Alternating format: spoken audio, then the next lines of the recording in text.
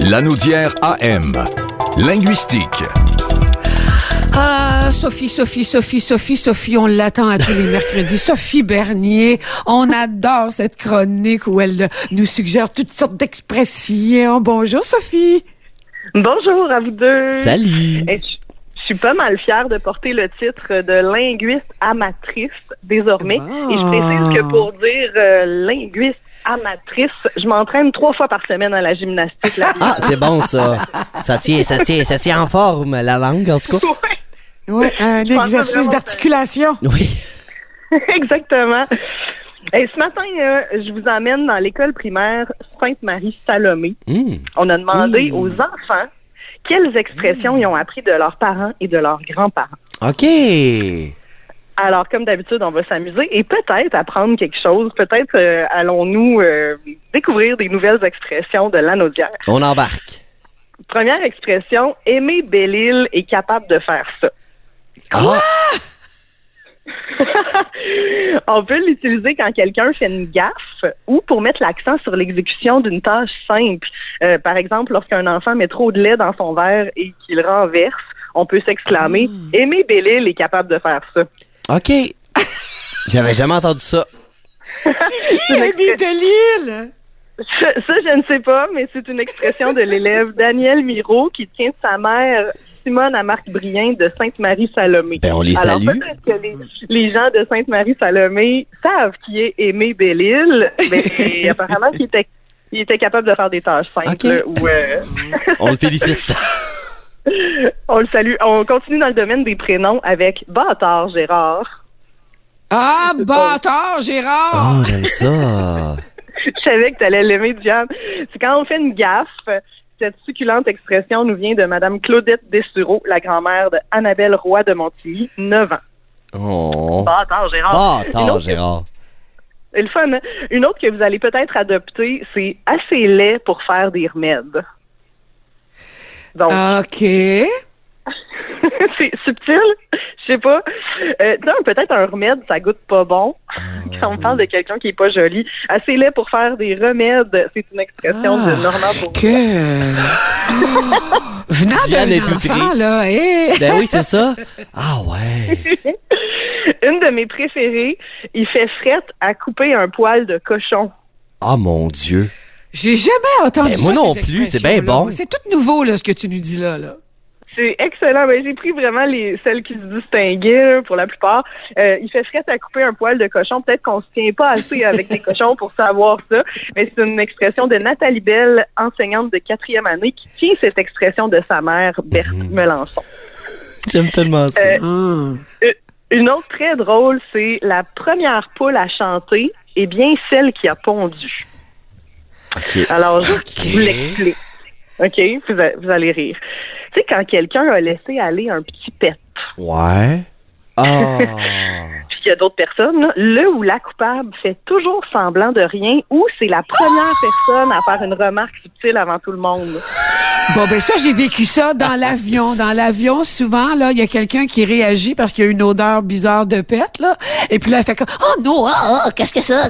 C'est vrai. Alors, je dis, OK, c'est elle. Mais le père de Jean-Claude Martial a pour son dire que la première poule à chanter est bien Ah, celle qui a Jean-Claude. Salut Jean-Claude Martial. Je connais Jean-Claude. Salutations à Jean-Claude. Ben, salutations certains, puis salut à son père qui nous gratifie de cette super expression.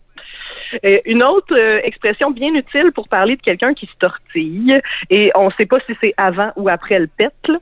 OK. Mais on peut dire... Je me souviens. Et on peut dire, elle est comme un verre à choux. Ah! Ben, un verre de terre coupé en deux. Moi, c'est ce qu'on utilisait par chez nous, là. Tu grouilles comme un verre de terre coupé en deux. Ben, parce que ça grouille, un verre de terre coupé en deux. Mais répète-la juste pour... Elle est comme un verre à choux, tout simplement. OK.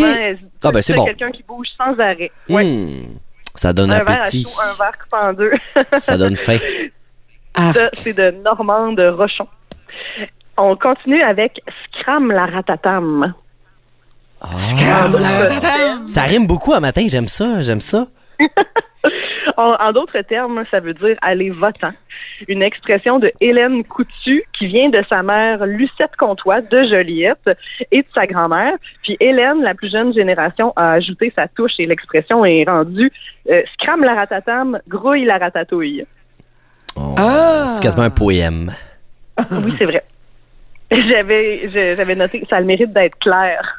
Oui, Joke. ça a le mérite d'être clair, puis pas rien qu'un petit peu. Tente-toi d'être là. Pas rien qu'un peu. La prochaine, chaude comme une patate. En robe de chambre?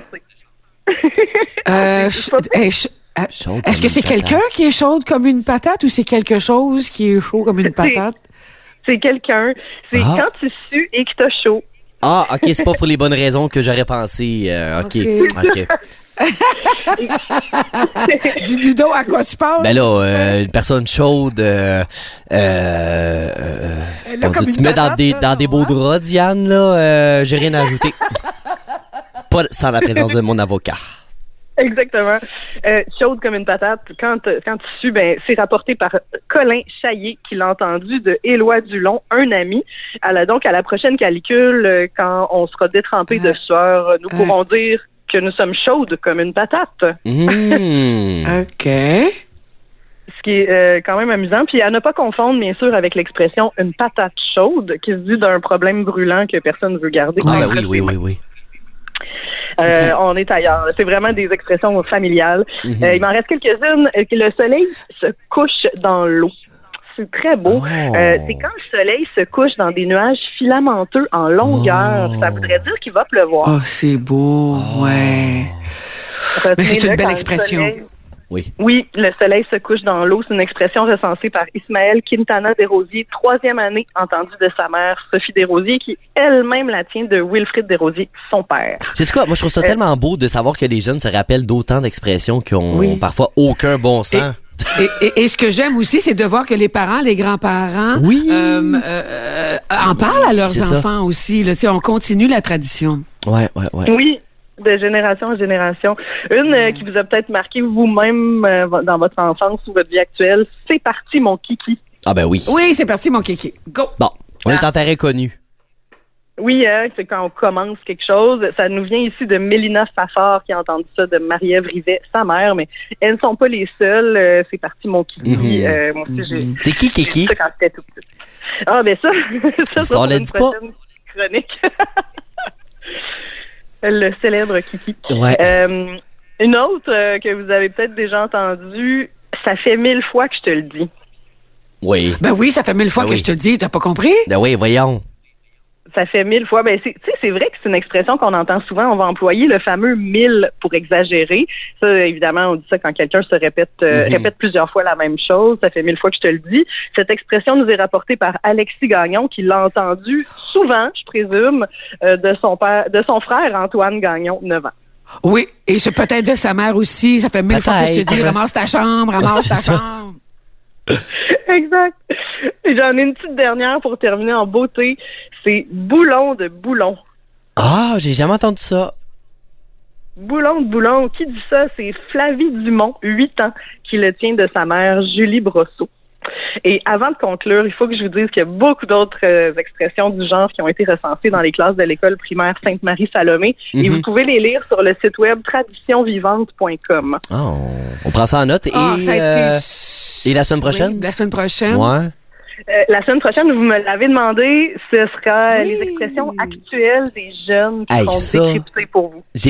Honnêtement, là, j'ai vraiment hâte parce qu'il y a la moitié des mots qui sont utilisés par la génération pas qui me poursuit, là. Qui me précède, oui, c'est ça. Puis, je comprends pas. Il y a des expressions Ouais, c'est ça. Là, on a les expressions des parents, des grands-parents retenues par les enfants, mais là, on va faire le contraire. Et voilà. On va éduquer les parents, les grands-parents. Et parlant de grands-parents et de parents, là, je vais vous parler des examens qui s'en viennent pour les jeunes. Les parents, vous allez être sollicités pour aider vos enfants à éliminer le stress des examens. Et là-dessus, je dis merci à Sophie. Merci, Sophie. Ça a été vraiment intéressant. Merci à vous. À la semaine prochaine pour des expressions qui vont peut-être aider les parents à aider leurs enfants. Ah, et nous aussi. À préparer leurs examens. Bonne semaine, Sophie. Salut.